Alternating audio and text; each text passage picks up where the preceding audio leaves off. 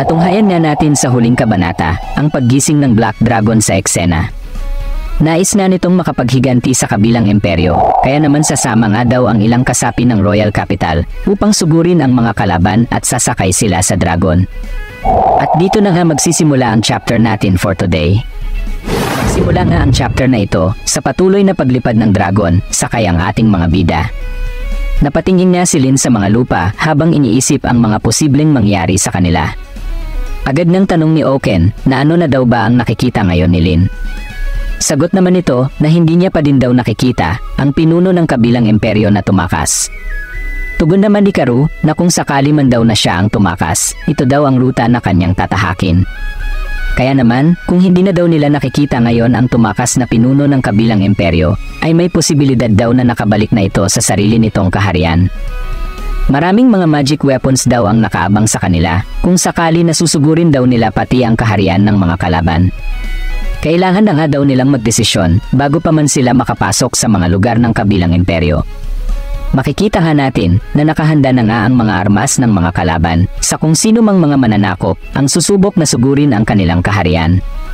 Handa kaya ang ating mga bida na saluhin ang lahat ng mga magic weapons na ibabato sa kanila. Kaya naman, kailangan na talaga daw nilang magdesisyon kung itutuloy ba nila ang pagsugod or babalik na lang sila sa Royal Capital. Nagkatinginan niya ang Sixth Sense habang pinapakiramdaman ang paghahanda nila sa matinding bakbakang magaganap.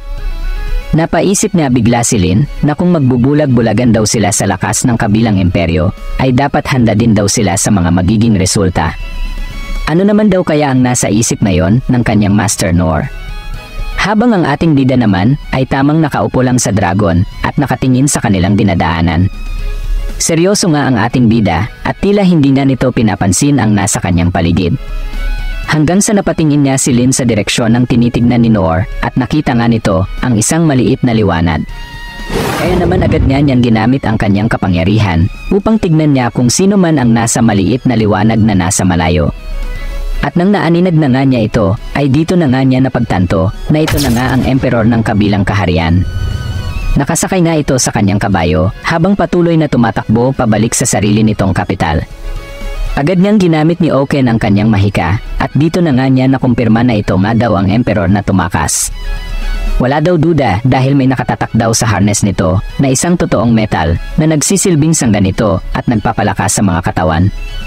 Wika nga ni Rollo na hindi na nga daw kayang lumipad pa ng mas mabilis ng dragon. Dahil kapag lumipad pa daw ito ng mas mabilis, ay baka mahulog daw silang lahat. Kaya naman hanggang ganito na lang daw ang bilis na kayang ilipad ng Black Dragon para sa kaligtasan ng lahat ng nakasakay sa likod nito. Wika nga nila na kung hanggang ganito na lang daw ang bilis ng pwedeng ilipad ng dragon, ay siguradong hindi daw nila maaabutan ang emperor at ang magiging ending pa daw nito ay makakapasok pa sila sa teritoryo ng mga kalaban.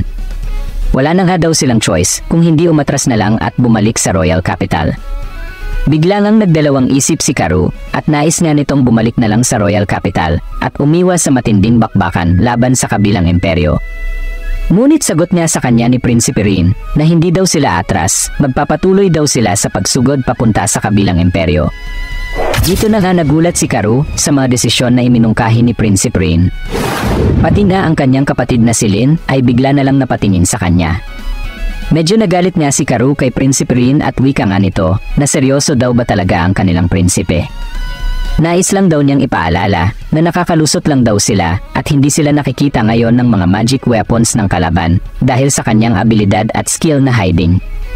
Ngunit ganun pa man daw ay hindi daw panghabang buhay ang kanyang skill, kaya naman makikita din daw sila ng mga kalaban. Dito ay patuloy at malayang nakakalipad ang dragon at hindi sila nakikita dahil sa kapangyarihan ni Karoo. Sagot niya sa kanya ni Prinsipe Rin na kailangan pa din daw nilang magpatuloy sa pagsugod.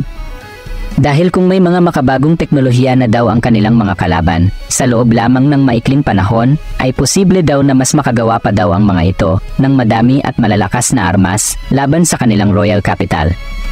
At ang tanging gagawin daw ng Emperor kapag nakabalik na daw ito sa sarili nitong kaharian, ay ang gumawa ng mas malalakas at mas madaming mga magic weapons upang makapaghiganti sa kanilang lahat. At kung mangyari man daw yon, siguradong ikadudurog daw talaga ito ng kanilang Craze Kingdom. Kaya naman kahit na ano pa man daw ang mangyari, ay kailangan daw nilang pigilan na mangyari ang bagay na ito. Talagang nakapagdesisyon na ang prinsipe na pigilan ang kabilang imperyo dahil gagawa nga naman talaga ito ng mas madaming mga magic weapons laban sa kanilang kaharian. Naliwanagan niya si Karoo at wika nga nito na naiintindihan niya na daw ang prinsipe.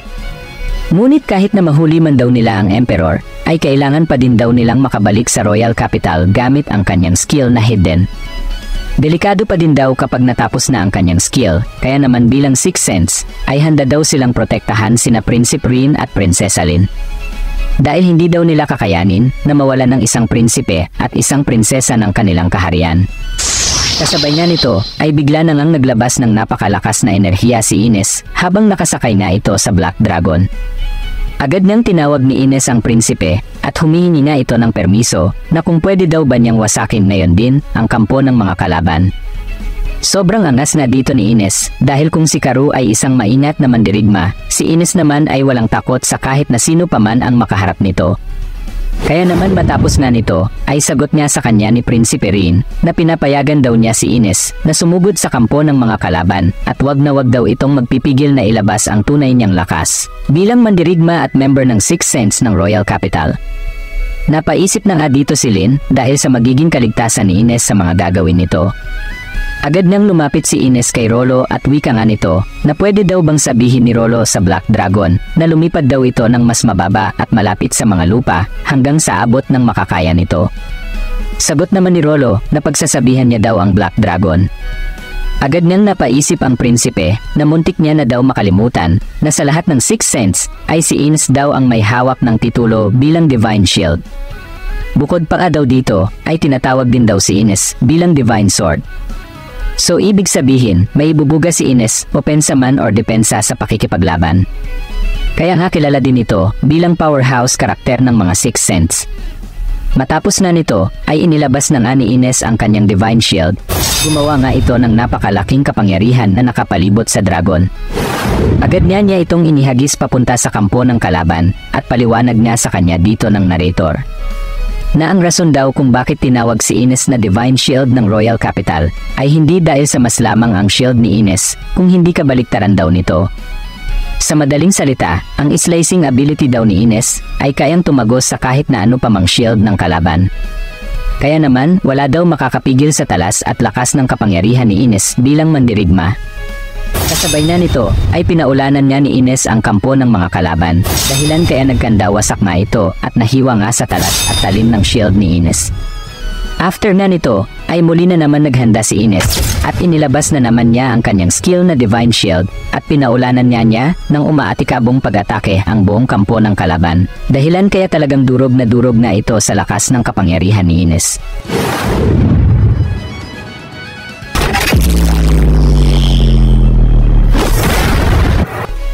Sambit pa nga ng narrator na hindi lamang ang ating bida na si Noor ang malakas dito, kung hindi pati na din daw ang shield at ang pinakamalakas na sword ng Royal Capital na si Ines.